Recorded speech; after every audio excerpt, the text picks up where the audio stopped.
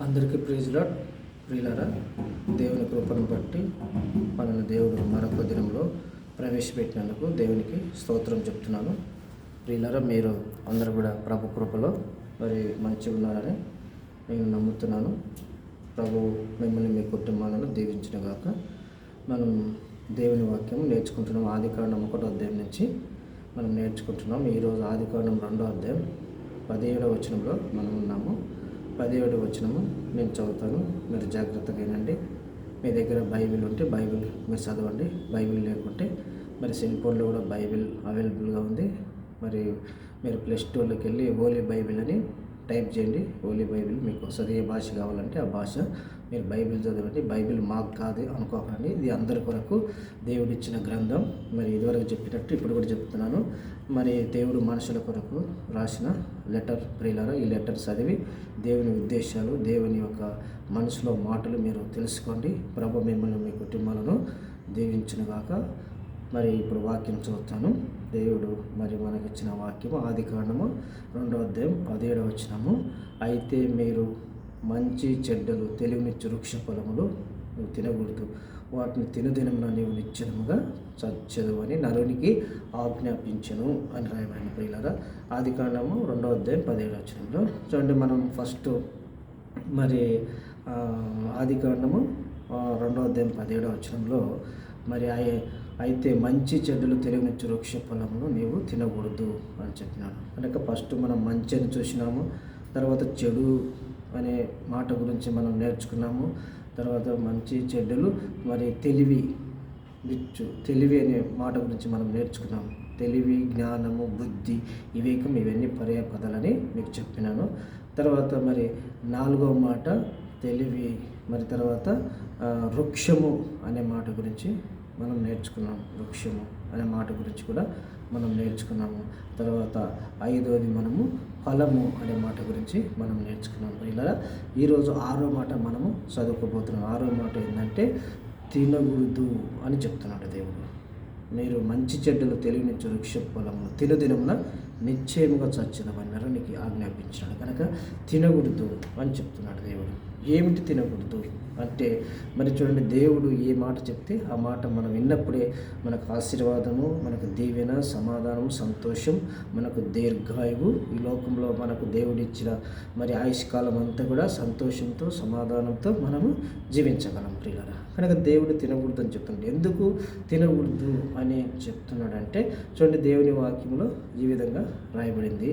దేవుడు మరి ఆయన ఈ భూలోకాన్ని సృష్టించిన తర్వాత మొదటి మనుషుడు ఆదాము ద్వారా దేవుడు తన జనరేషను మరి ఈ లోకంలో ప్రవేశపెట్టాడు. ఆదాముకు 2 కుమారులు, మరి కయ్యను, ఏబేలు. వారి గురించి మీకేం చెప్పను. తర్వాత మరి ఏబేలు మరి తన అన్నయ్య కయ్యను చేతిలో మరి చంపబడతాడు. మరి ఆ కథ అక్కడ మనం కట్ చేస్తే తర్వాత ఏబేలు మరి కయ్యన్ తర్వాత దేవుడు మరొక కుమారుని ఇస్తాడు ఆదాము కవలకు. ఆయన పేరు మరి ఎనోస్ అనే అతను. కనుక మరి ఎనోసు తర్వాత మరి దేవుడు మరి ఆదాముకి ఇచ్చిన కుమారుని ద్వారా మరి అనేక మంది జనాలు ఈ లోకంలోనికి వస్తారు.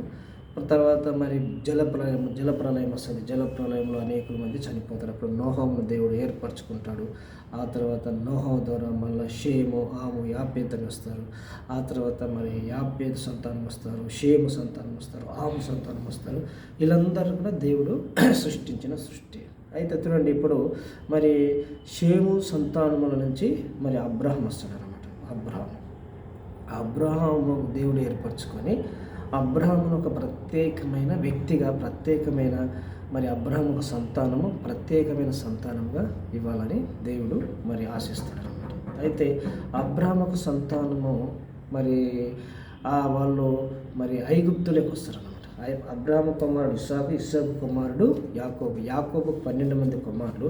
ఆ 12 మంది ద్వారా వచ్చిన వాళ్ళు 70 మంది అవుతారు అన్నమాట. 70 మంది. ఆ 70 మంది మరి ఐగుప్తులో నివసిస్తుంటారు. ఆ ఐగుప్తులో నివసించిన కాలం ఎంతకాలం అంటే 430 సంవత్సరాలు నివసిస్తారు. 430 సంవత్సరాల్లో మరి వాళ్ళు అనేకమైన కష్టాలు పొందుతారు. ఐగుప్తులు వారిని శ్రమ పొందుతారు. శ్రమ పొందిన తర్వాత వారిని మరి దేవుడే బయటికి తీసుకొస్తాడు. బయటికి తీసుకొస్తున్నప్పుడు దేవుడు మరి వారికి ఈ మాట చెప్తాడనమాట. ఏమిటి ఆ మాట అంటే మరి పస్కా పండుగ గురించి ఇక్కడ చెప్తాడు. పస్కా పండుగ అంటే దేవుడు వారిని మరి ఐగుప్తుల నుంచి, బానిసత్వం నుంచి, తర్వాత మరి వారి యొక్క కష్టము నుంచి, వారి రోదన నుంచి, వారి దుఃఖము నుంచి, వారి నిట్టూర్పు నుంచి దేవుడు మరి ఐగుప్తు నుంచి వారిని మరి పాలు తేనెలు ప్రవహించే దేశానికి వారిని తీసుకుపోతుంటాడు దేవుడు. అలాంటి సమయంలో దేవుడు ఐగుప్తులో 10 అద్భుతాలు చేస్తాడు. అయితే చివరి అద్భుతం ఏమిటంటే మరి ఐగుప్తులో తొలిచూలు సంతానం అంతా కూడా దేవుడు సంహరిస్తాడు అన్నమాట. కనుక ఆ తొలిచూలు సంతానము మరి సంహరింపబడినప్పుడు ఫరో కుమారుడు మొదలుకొని తిరగలి విసిరివాడు అంటే పనివాడు మరి వాళ్ళ దేశంలో ఉన్న ఎవరికి ఫస్ట్ సంతానం పుడతారో వాళ్ళందరూ కూడా చనిపోతారు. చూడండి, ఇజ్రాయెల్ మాత్రం ఆ విధంగా చనిపోరు. అయితే ఇలాంటి సమయంలో దేవుడు వారికి ఒక కట్టడ నియమిస్తాడు. అది పస్కా పండుగ. అయితే వాళ్ళకైతే రోదన, వారికి సావు దినం వాళ్ళకు ఇచ్చాడు ఐగుప్తులకు. అయితే వీళ్ళకైతే పస్కా పండుగ అంటే విడుదల. వారి కొరకు మరి దేవుడు ప్రతి కుటుంబానికి ఒక గొర్రెపిల్లని ఇస్తాడు. మీరు ఈ గొర్రెపిల్లను తినండి, ఇది పస్కా పండుగ. మరి ఈ గొర్రెపిల్ల రక్తము మీ యొక్క మరి అడ్డ కమ్మికి మరి ద్వారం ఉంటుంది కదండి, ద్వారము, ఆ ద్వారంకి ఇట్లా అడ్డం మరి ద్వారానికి పూయాలి, ఇట్లా నిలువు ద్వారానికి పూయాలన్నమాట దాని రక్తం. అయితే అప్పుడు సంహారక దూత ఆ రక్తం చూసి దాటిపోతాడు అనమాట. అయితే చూడండి, ఇక్కడ ఇలాంటి సందర్భంలో మరి దేవుడు మరి ఇజ్రాయేల్ ప్రజలతో ఒక నిబంధన చేస్తున్నాడు. ఏమిటంటే పస్కా బలిని ఎవరు తినాలి, ఎవరు తినకూడదు అని చెప్తున్నాడు. చూడండి, ఇక్కడ ఆదాంతో దేవుడు చెప్పాడు. ఏమని చెప్పాడు? నువ్వు దినమున నిశ్చయముగా చచ్చుదమని చెప్పాడు. చూడండి, ఎవరైనా తింటే చస్తాము అంటే ఎవరైనా తింటారా? చూడండి, ఎవరైనా మరి బ్రతకటానికి తింటారు కానీ సావటానికి ఎవరైనా తింటారా? అయితే దేవుడు ఏమంటున్నాడు ఇక్కడ, మరి తింటే చస్తాము అని చెప్తున్నాడు. మరి ఏం తింటే చస్తాము అంటే దేవుడు వద్దన్న దాన్ని మనం తింటే చస్తాము అనమాట. దేవుడు వద్దని మనకు చెప్పాడు, దాన్ని తిన్నామనుకో మనం చచ్చిపోతాం. కనుక మరి అలాంటి మరి లోకంలో చెట్లు ఉన్నాయి, కొన్ని తినకూడని చెట్లు ఉన్నాయి. అవి తింటే చచ్చిపోతారు మనుషులు. చూసారా? మరి తినకూడని కొన్ని మరి జంతువులు ఉన్నాయి, అవి తింటే చచ్చిపోతారు మనుషులు. చూసారా? మరి ఇట్లాంటివి తినకూడని పదార్థాలు చాలా ఉన్నాయి. ఇప్పుడు సపోజ్ మనిషి ఉండడం కానీ షుగర్ ఉండడం అనుకోండి, షుగరు ఉందనుకోండి, అతడు స్వీట్ తినకూడదు అనమాట, తీపి పదార్థాలు తినకూడదు. తింటే ఏమవుతాడు? ప్రమాదం అతనికి. అదేవిధంగా మరి బీపీ ఉందనుకోండి, బీపీ ఉండే మనిషి మరి కారం తినకూడదు.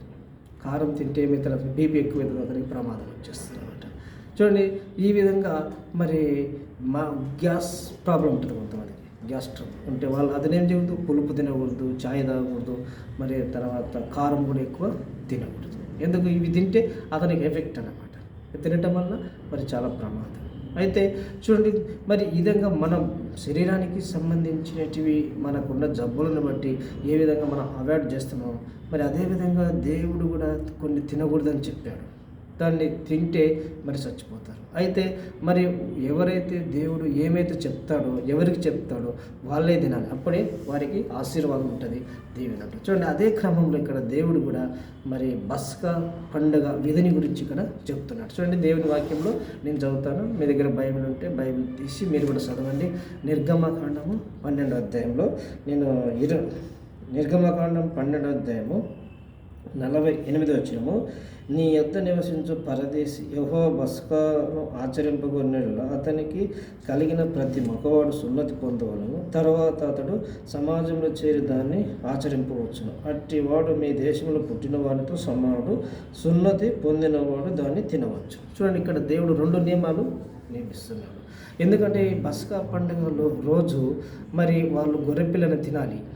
దేవుడిచ్చిన మరి ఆజ్ఞ మేరకు, దేవుని యొక్క మాట మేరకు తినాలి. అయితే అది ఎవరు తినాలంటే మరి అన్యుడు తినకూడదు. అన్యుడు తినకూడదు. అన్యుడు తినాలంటే అతడు ఎండితో కొనబడాలి. రెండోది సున్నతి చేయబడాలన్నమాట. సున్నతి చేయబడిన వాడు. మరి రెండోది ఎండితో కొనబడిన వాడు. ఎండితో కొనబడిన తర్వాత వాడు ఏం చేయాలి? సున్నతి చేయబడాలి. సున్నతి అనేది ఇది దేవుడు మరి అబ్రహాముకి ఇచ్చిన మరి నిబంధనకు గుర్తు అన్నమాట. మరి ఆదికాండం 17వ అధ్యాయం 10వ వచనంలో మరి నీతో నా నిబంధన స్థిరపరచుదను. దానికి గుర్తు ఏంటంటే మరి మీలో ప్రతి మగవాడు సున్నతి పొందవలను అని చెప్పినాడు అన్నమాట. సున్నతి అంటే తెలుసు కదండి, ఇప్పుడు ముస్లిమ్స్ చేసుకుంటారు కదా, సున్నతులు అంటారు. మరి వాళ్ళు వేరే భాషలో కూడా చెప్తారు. అయితే చూడండి, ఇక్కడ మరి సున్నతి అంటే తన ఒక శరీరంలో ఉన్న మరి ఒక పార్ట్స్ని మరి దాన్ని కట్ చేయటం అన్నమాట. అంటే వాళ్ళు ఎంత కట్ చేయాలని వాళ్ళకి తెలుసు. అయితే దేవుడు ఏం చేసినట్టు సున్నతి అని దానికి పేరు పెట్టాడు అనమాట. చూడండి, ఇక్కడ దేవుడు ఆ విధంగా మరి ఎవరైతే సున్నతి పొందుతారో వాళ్ళు తినవచ్చు, అన్యుడు మరి దాన్ని తినకూడదు అని చెప్తున్నాడు. చూడండి, మరి సున్నతి పొందినవాడే తినాలన్నమాట. చూడండి, ఇది ఎందుకు మరి ఈ విధంగా దేవుడు చెప్తున్నాడంటే మరి దేవుని యొక్క నిబంధన. మరి దేవుని వాక్యంలో ఈ విధంగా రాయబడింది. చూడండి, 43వ వచనం నేను చదువుతాను. మరి యెహోవా మోషే ఆజ్ఞాపినట్లు యెహోవా మోషే ఆరోనులతో ఇట్లను, ఇది పస్కా పండుగ గురించిన కట్టడ, అన్యుడు దాన్ని తినకూడదు, కానీ వెండితో కొనబడిన వాడును దాసుడును సున్నతి పొందినవాడైతే దాన్ని తినవచ్చు. చూడండి, ఎండితో కొనబడినవాడు తర్వాత సున్నతి పొందాలి, వాడు తినవచ్చు అన్నమాట. ఒకవేళ నువ్వు ఎండితో కొనకుండా సున్నతి పొందకుండా నువ్వు తిన్నావనుకో ఏమవుతుంది? అప్పుడు నువ్వేమైతే దానికి ప్రమాదం అవుతాను. అదే ఆదాంతో ఏమంటున్నావు? నువ్వు వాటి తినుదినంలో నీవు నిశ్చితముగా చచ్చదవు అని చెప్తున్నాడు దేవుడు. ఎందుకంటే మనకు దేవునితో సంబంధము తెగిపోతుంది, దేవుని యొక్క ఆశీర్వాదము కోల్పోతాము. దేవుడిచ్చిన మరి మన జీవితంలో ఈ యొక్క లోకంలో మనకు సంతోషం ఉండదు, సమాధానం ఉండదు. తర్వాత అనేకమైన కష్టాలు, బాధలు, ఇబ్బందులు, ఇరుకులు వస్తాయి. సమాధానం లేకుండా మనుషుడు జీవిస్తాడన్నమాట. చూడండి, మరి మనుషుడు ఒకసారి పుట్టిన తర్వాత మరి శరీరం చనిపోతుంది కానీ ఆత్మ చనిపోదు. ఆత్మకు ఏముంటుందంటే ఏంటి? మరి ఆత్మకు మరణం అంటే బాధనే మరణం అన్నమాట.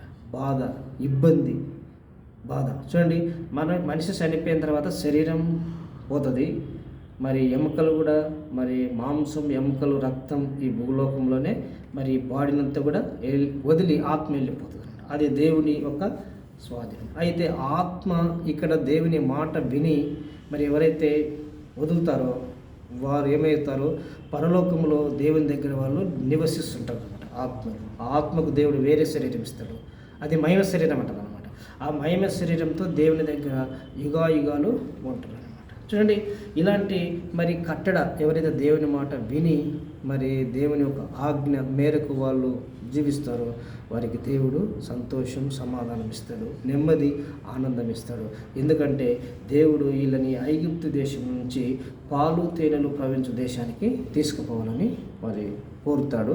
అయితే ఆ పాలు తేనెలు ప్రవహించు దేశానికి పోకమునుపు వాళ్ళు ఫస్ట్ చేయాల్సిన దేవుని ఆజ్ఞ ఏంటంటే వారు పస్కా పండుగను ఆచరించాలి. పస్కా పండుగ అంటే మరి దేవుడు వారి కుటుంబానికి ఒక గొర్రె పిల్లనిస్తాడు, దాన్ని దేవుడు చెప్పిన ప్రకారంగా వాళ్ళు తినాలి. అయితే అన్యుడు తినకూడదు. మరి ఎండితో కొనబడిన వాడు కానీ సున్నతి పొందినవాడు కానీ తినవచ్చు. అప్పుడు మరి అతడు ఇజ్రాయేలుతో అతడు కూడా సమానుడుగా ఉంటాడు అన్నమాట. కనుక ఆ విధంగా మనం కూడా దేవుని మాట విని మనం దేవుడు ఏది తినమంటే అది తింటే దేవుడు మనకు కూడా ఆరోగ్యం ఇస్తాడు, మనకు నెమ్మది ఇస్తాడు, సమాధానం ఇస్తాడు, సంతోషం ఇస్తాడు. ప్రియులారా, ఇంకా ముందున్న వీడియోలో మీకు ఈ యొక్క తినుట అనే మాట గురించి మీకు ఇంకా వేరే ఎక్స్ప్లెయిన్ చేస్తాను. మరి ఈ వీడియో లాంగ్ అయిపోతుంది కాబట్టి ఇక్కడికి నేను ముగిస్తున్నాను. కనుక మీరు ఇంకా బైబిల్ చదవండి. మరి నిర్గమాకాండం 12వ అధ్యాయం 13వ అధ్యాయం మీరు చదవండి. అక్కడ ఇంకా దేవుని యొక్క మాటలు మరి ఈ తినుట మరి ఎందుకు తినొద్దన్నాడు, ఎందుకు తినకూడదు అంటున్నాడు అని మీకు తెలుసుకోవాలంటే ఈ 2 అధ్యాయాలు చదవండి. దేవుడు మీకు ఎక్కువ విషయాలు తెలుస్తాయి. ఆ విధంగా ప్రభు మరి దీవించును గాక. God bless you. Praise lord.